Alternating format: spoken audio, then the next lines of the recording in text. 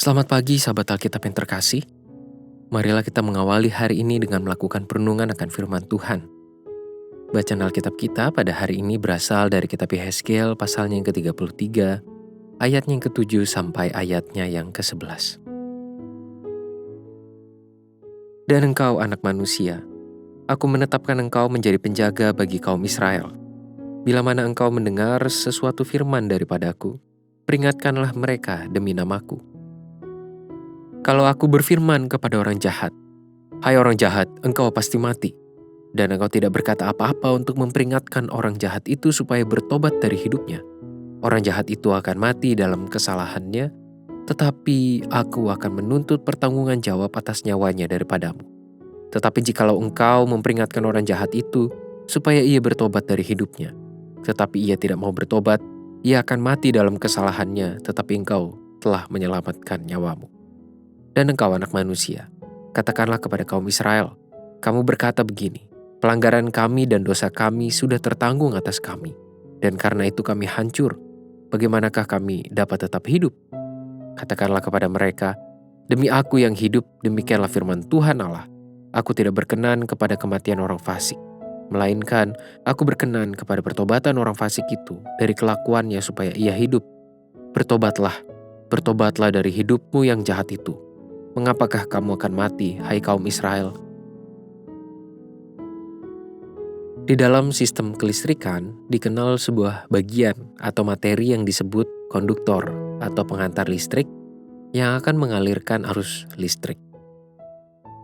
Kegunaan konduktor sangat penting di tengah sistem yang terdiri dari banyak bagian dan membutuhkan tenaga atau arus listrik untuk menghidupinya. Apabila arus listrik terhenti pada satu bagian atau tidak dapat sedikit pun mengalir ke dalam sistem tersebut, maka keseluruhan sistem tidak akan berjalan dengan efektif atau dapat dikategorikan sebagai rusak.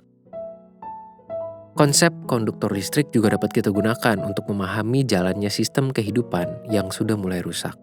Terdapat banyak masalah dan isu-isu sosial, lingkungan, politik, hukum, dan keagamaan yang sudah mulai berjalan tidak efektif akibat banyaknya cara pandang serta perilaku yang destruktif dari individu-individu di dalam sistem tersebut.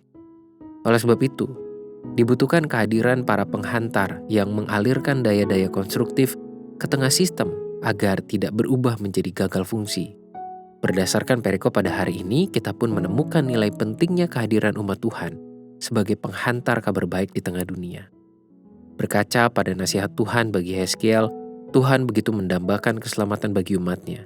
Setiap orang Israel yang telah berulang kali menolaknya pun selalu menjadi bagian dari rengkuhan kasih-Nya yang tiada berakhir. Oleh sebab itu, kita dapat menemukan banyak nabi yang Tuhan utus untuk menyampaikan berita pertobatan dan pesan keselamatan yang perlu segera mereka respons. Peran ini pula yang menjadi nilai teologis dari kehadiran para nabi, yakni menyampaikan berita pertobatan dan pesan keselamatan dari Tuhan. Nilai ini pula yang melekat sebagai karakter gereja. Tentu juga berarti setiap umat Tuhan yang memiliki peran kenabian untuk menghadirkan pesan pertobatan dan keselamatan di tengah dunia. Sahabat Alkitab, sebagai umat Tuhan kita perlu memahami bahwa setiap kita adalah penghantar kabar baik. Artinya, setiap anugerah, nilai pertobatan, dan kabar keselamatan yang bersumber dari Tuhan tidak dapat dibiarkan statis, berdiam di dalam diri kita sendiri, melainkan bersifat dinamis yang bergerak keluar melalui masing-masing umat Tuhan. Gereja yang berisikan kumpulan umatnya pun perlu menghantarkan setiap kabar baik kepada dunia yang mewujud melalui berbagai respons terhadap seluruh realitas kehidupan. Hal ini juga berarti setiap umat Tuhan perlu memiliki kepekaan dalam merasakan beragam permasalahan kehidupan dan memiliki ketulusan dalam memberikan respons. Marilah kita wujudkan renungan hari ini dengan mulai menyadari berbagai masalah di sekitar kita dan memikirkan tindakan konkret yang dapat kita lakukan untuk menanggapinya. Selamat menjadi penghantar kabar baik. Marilah kita berdoa.